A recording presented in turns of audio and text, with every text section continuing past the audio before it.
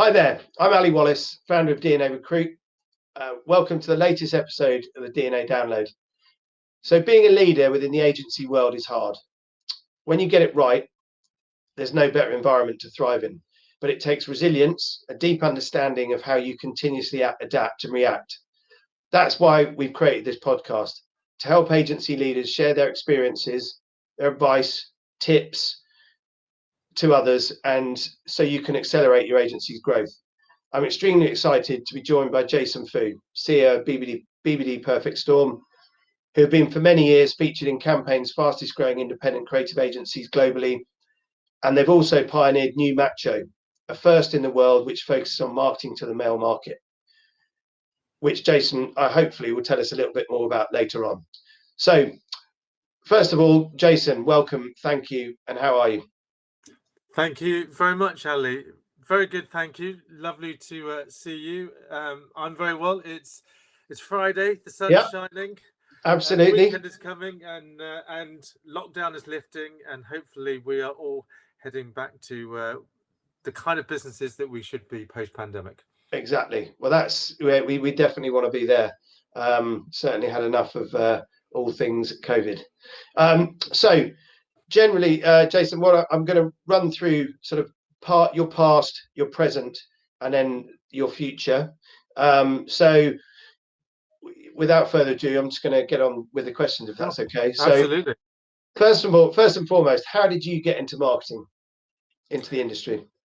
I think there's how and there's why, and maybe okay. I'll sort of start with why and then sort of the how. So why because to me that I guess that's the most important question, and I think in life you have to be driven by your why.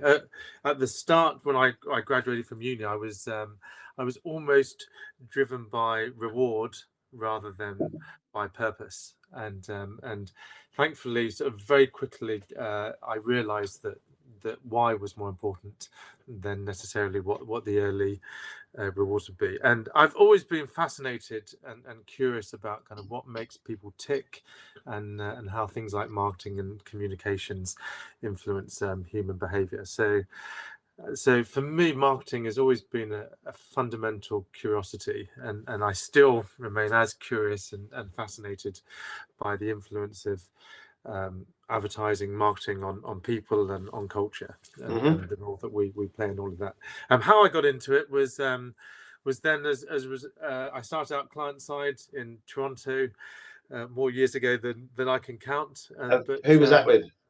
That was with a company called CN, and they own the CN Tower, which at that point was the largest freestanding building in the world, now obviously overtaken by the Burj Khalifa in Dubai, and I was the executive assistant to the VP of marketing, which straight out of university was an amazing opportunity in terms of, I guess, learning from someone super senior the kind of the habits and behaviors of someone successful, which I certainly needed to learn from my years at uni. So I spent a couple of years there, but ultimately the Canadian winters weren't quite for me or the lady who is now my wife. So we moved back to London, and I ended up having lunch with a mate that ran an agency, hoping he'd introduce me to some clients. And by the end of that lunch, he convinced me to join what was then a sort of fledgling agency that had about 12 staff and became known as Chemistry. Yeah, which, as you all know, through the course of. So that was Joe Garton. No, it wasn't Joe. It was actually a chap called Nick Baggett, who was one of the early founders. And as a result of that, I stayed with the company. We grew it to over 200 people and ultimately sold it to Publicis Group. Excellent. And your role was in that. It was quite key in terms of the growth of that business, obviously, because you were business development director. Is that right? Yes, so I was. I mean, I performed lots of roles. I obviously joined as a senior account exec. I rose up to become business development director. That was my first board role, and then I became client services director, and then deputy managing director, and then managing director. Excellent. Yeah, amazing experience and amazing journey. Yeah, and then obviously you were part of the sale, etc., etc., etc. So you'd gained a huge amount of experience in that.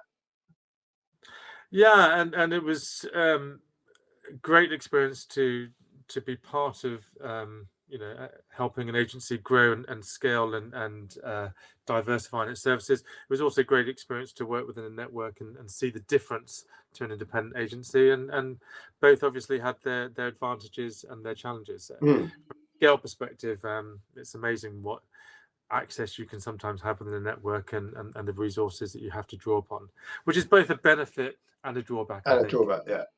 So obviously, so it's a good place to ask you the next question. So obviously, why did you set up your business, BBD Perfect Storm?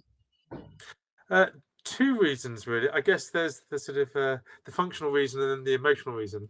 The functional reason is I had a very clear sense of what I felt the future of the industry looked like and kind of what it was missing. And I believe there was an opportunity to create an agency that answered those things, that was much more purpose-led, that was going to be much more digitally kind of aware when we started the business, and that would have an agility to it in terms of its ability to change to reflect how brands and marketers were operating.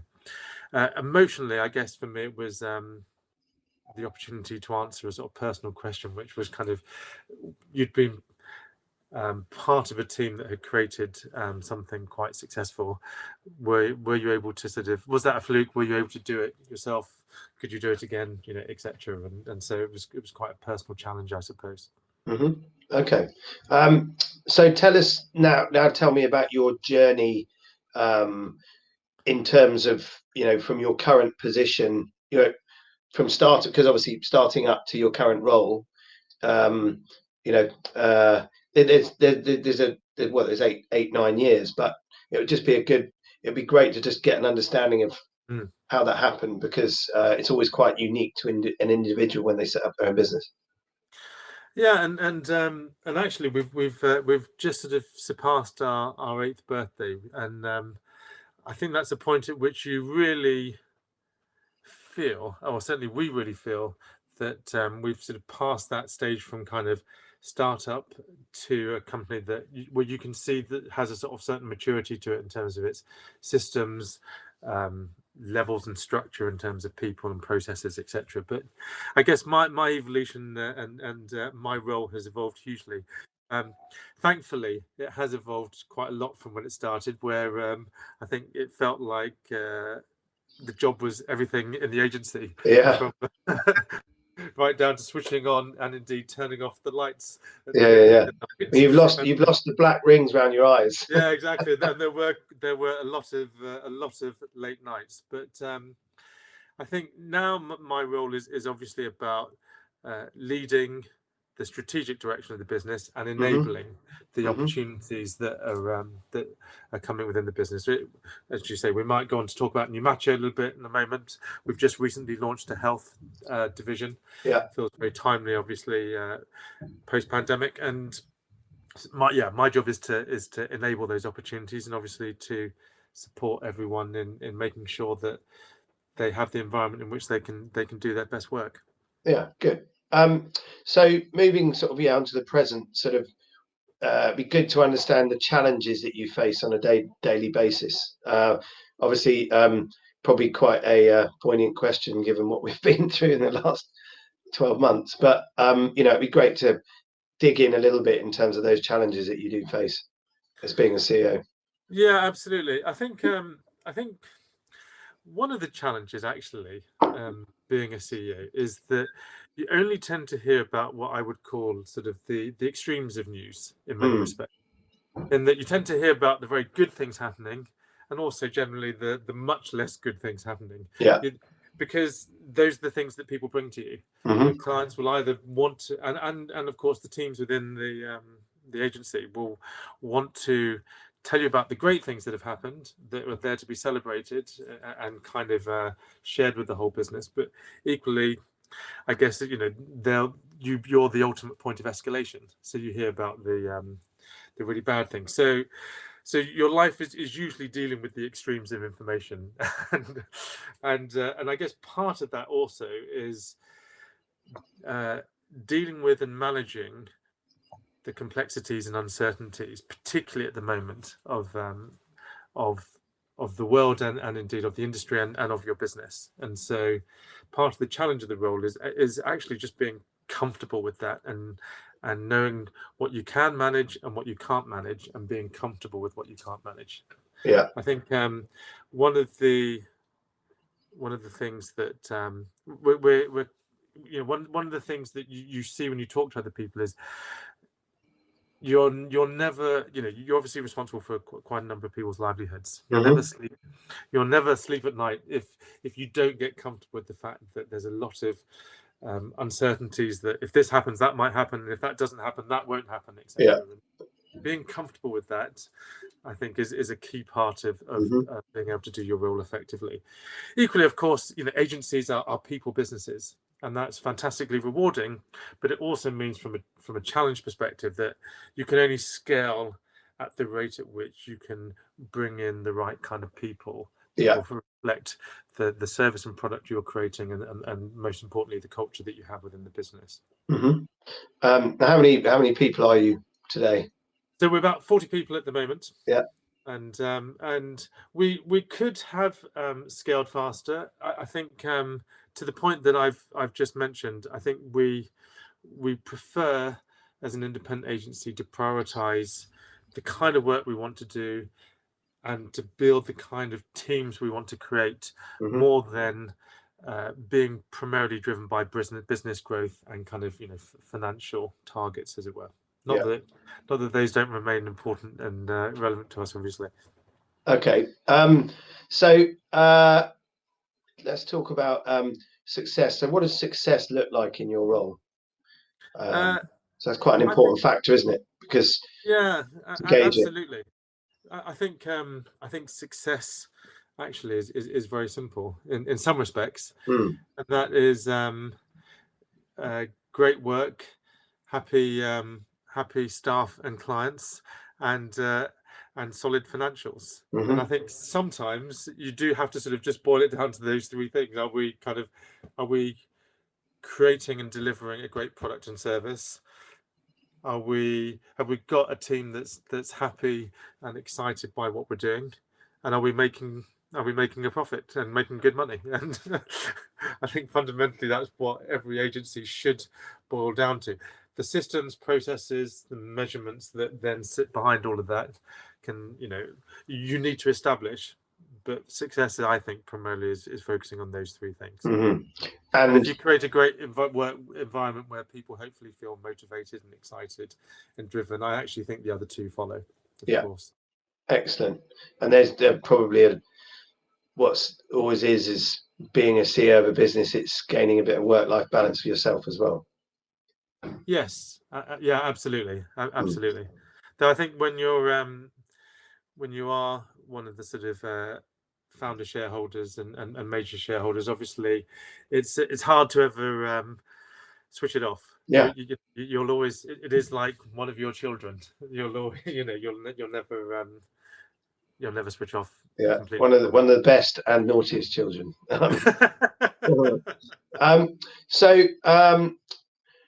In terms of another question I'd like to get into is what do you love about the role and the company?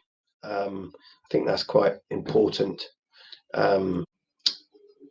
Yeah, absolutely. And we started this conversation talking about the role of purpose. And finding your purpose. And I think it is important that you love the role, and I think it's important that you certainly, if you're the CEO, you're building a company that you love, and hopefully other people will love too. And I think what I love is that I have the opportunity to do that. And one of the great privileges and joys that I have in the role is that because you've created something from scratch, you're able to hopefully kind of create a culture of people who share the values of something you think is, that you find important, to work with people that you find tremendously fun. It's not about finding people that are like you, but it is about finding people that you respect and that you enjoy working with. And ultimately we get to set and live our purpose as a company, and the purpose of of BBD Perfect Storm is to build and grow brands from which the world benefits. Mm-hmm. Very simple to say, and hopefully understand, but challenging to deliver. But what a great purpose that is, to build organizations and brands that benefit the world in terms of what they make, and how they deliver their communications to the world. And to be part of doing that, I think is emotionally engaging and hugely inspiring to us every day. So Mm-hmm. I think that's we love the opportunity to do that. And of course, the freedom and autonomy of being an independent agency is and being able to set and chart our own path, and to make the decisions that are important to us, that sometimes are dictated to you. And having worked on both sides, I can see that. And through the pandemic, for example, we were able to make decisions both in terms of how we pivoted, and also sacrifices we would choose to make rather than possibly making cost cuts, etc. That you're sometimes told to by a head office. And of course, fundamentally, what I love about the role in the company is we get to work in a creative business, and what a privilege it is. I still kind of sometimes pinch myself that we get paid to come up with ideas for a living, and do something we love. Just on that, I think it's probably a good time for you to talk about how you have I feel, tell me if I'm wrong, but you pioneered an offering which in the agency world today, I work with a huge number of businesses, and quite often I don't come across businesses that really have pioneered an offering, and I think with New Matcha you have. So it'd be great to understand a little bit about that and where it came from, and because you talk about purpose, and I think that really stands out to me. Yeah, well, thank you for saying we've pioneered it. I think as I mentioned, when we started the agency, we started based on two things. One, a clear sense of purpose and the kind of company we wanted to build and the kind of clients we wanted to work with, and this notion of building and growing brands from which the world benefits, and not just in terms of the products and services they make, but also the communications they convey. Number one. I think the second point I said when we started the agency is this sense and this view of looking ahead as to what the world needs and how marketing and brands are changing, and how you can be part of that.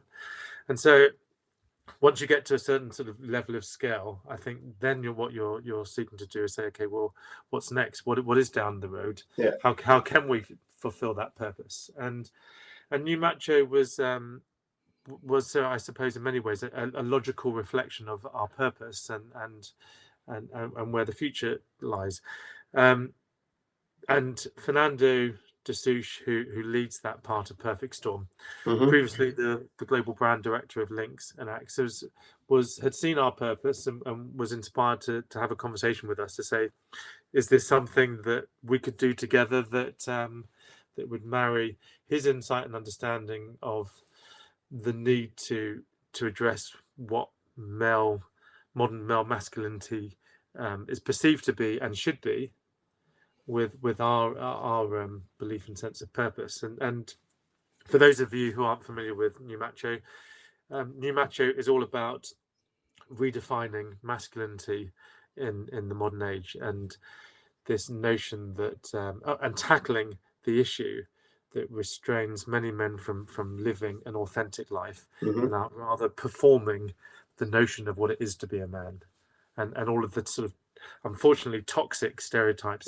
embedded within this notion of what it is to be a man, that you shouldn't show emotion, that success is defined by what you own and what you have and status, rather than actually being happy and living a true life, and all of these things that have contributed, of course, to suicide being the killer of men in the UK under the age of 45. And so what we recognise is brands play a huge part in cultural narratives, and how people see themselves and see the world, and we can create, and the kind of aspiration that brands can create can be incredibly positive, or it can be incredibly harmful.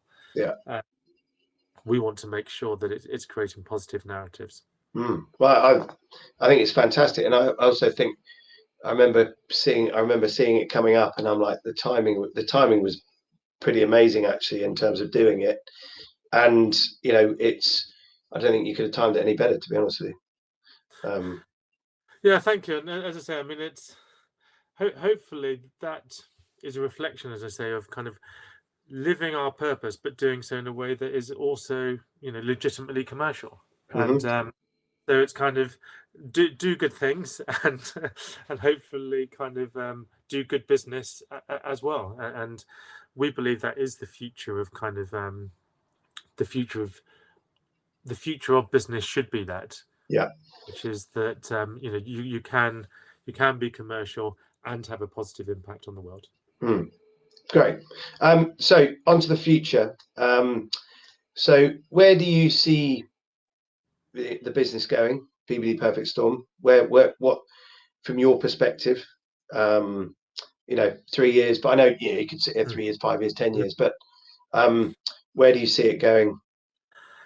Yeah, I think what I'm really well, I mean, and of course, we're now at the stage where we're starting to seriously appraise things like overseas expansion. We're looking at opportunities in some markets where we're doing quite a lot of business already, and whether we should be opening offices there, etc. I think the obviously we might need to wait a little bit in terms of being able to get on planes, etc. But so of course we're considering that. But what I'm really excited about in terms of the future of Perfect Storm is the caliber and talent of the people who are at the next level of kind of management for the agency, and the opportunity I think they have to lead the business forward, and in some ways for me to kind of not in any way take a step back, but to certainly enable them to lead the agency forward in some respects to sort of fulfill its potential, and that's really exciting to see and hugely motivating to me. Good. And then also, where do you see the industry going? As it's a tough question, but where you are and what you're doing in the industry. I think there's no better person to sort of give us an insight into that from where you're sitting in your seat. Yeah, I think the industry will continue to polarize, and what I mean by that is I think that there's going to be very high value added services at the top, or I think clients will be buying speed, automation, and low cost. Yeah. So I think agencies and suppliers to the marketing service industry need to work out which they're going to compete on, and not be caught in that sort of that middle ground, what we call the mediocre middle, where Yeah. you're kind of you've either got to be really pushing to occupy the top table, or actually saying we're about faster, cheaper, and being able to do that at lower cost. And you can either see companies that are helping brands with transformation, and we are a brand and cultural transformation company, or you can see organizations that are using things like technology to automate and deliver faster. You can see the rise and success of Oliver Marketing over the past however many years in terms of providing lower cost services and actually embracing the in-housing trend that clients have had. But be either there or be there. Don't be dangerous place to be in the middle. Yeah. Yes. Okay.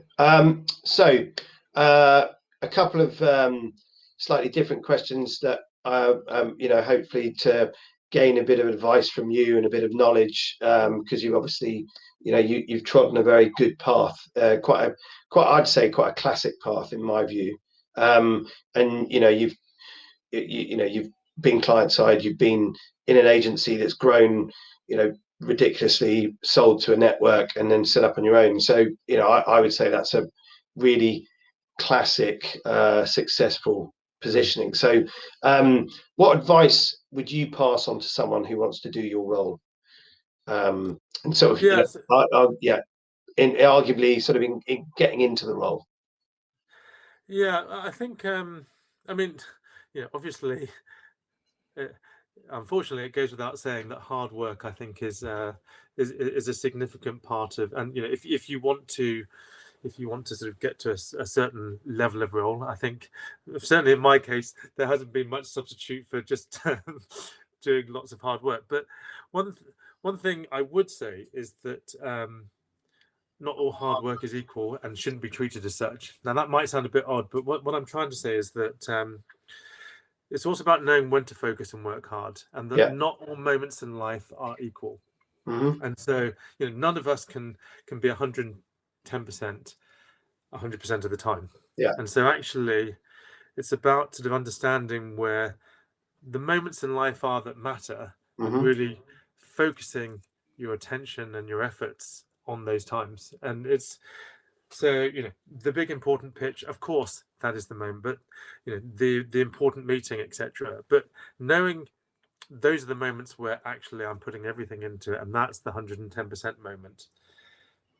And that, yes, there are other times where actually we all need to rest. And I talked to the agency about not just world-class performance, but world-class rest. Yeah. And knowing that there are times you've really got to focus and raise your game, and actually there's times where you should take time to recharge and relax. Yeah, give it back to yourself. Yeah. Brilliant.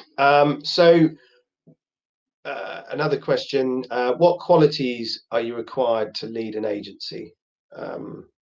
Quite poignant.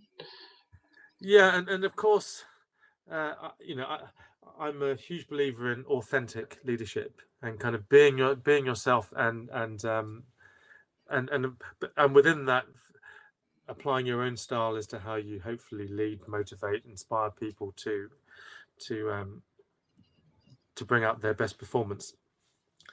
I talked also about the element of being comfortable with VUCA, volatility, uncertainty, complexity, and ambiguity. And I think all modern leaders accept that is the world in which we operate now. Yeah. And I think that's a quality which, for your own kind of sanity, you need to be comfortable with. Yeah. And empathy, actually, that understanding that what you want out of this journey and this role is not the same as necessarily everyone else, and your job is to enable what they want out of the journey that they're on with you, rather than expecting that everyone wants to kind of get to a certain place, as it were. Okay, thank you. So last couple of open-ended quick-fire questions. 3 pieces of advice. Actually, what 3 resources do you use for self-development? Because I think this is really important, because it will help other people. With someone at your level, everybody has their own in terms of their own makeup, but it'd be good to understand that. Yeah. And I'm a huge believer in self and personal development and lifelong learning. I read a lot, and I still I read a lot of books that sort of are recommended to me in terms of kind of both stories of people's own journeys and what you can take from that, and equally, I guess, specific books on areas of development. Equally, I think the most important thing, though, is your network, and I do think we are the sum of the people we sort of spend time with and are influenced and inspired by. And I have sort of cultivated, very gratefully, sort of a group of people that I'll turn to for advice and insight on different areas and different things. So that's a hugely important resource to me. Yeah, I think those are the sort of 2 primary things, actually, I would point out. Perfect. Well, listen, thank you very much. I've really enjoyed it. Obviously, you've been I'd say, you've been a trusted, obviously, client to me over many years and to DNA, and also, you've also been a bit of an advisor to me as well. So I thank you for that. I've really enjoyed myself. Hope you have, and look forward to catching up soon. Thank you very much, Alan, and thank you to you and to DNA for all the fantastic support and the talent you've helped us acquire on our journey. And yeah, we look forward to working together more. Thank you. Absolutely. Thank you, Jason. Cheers.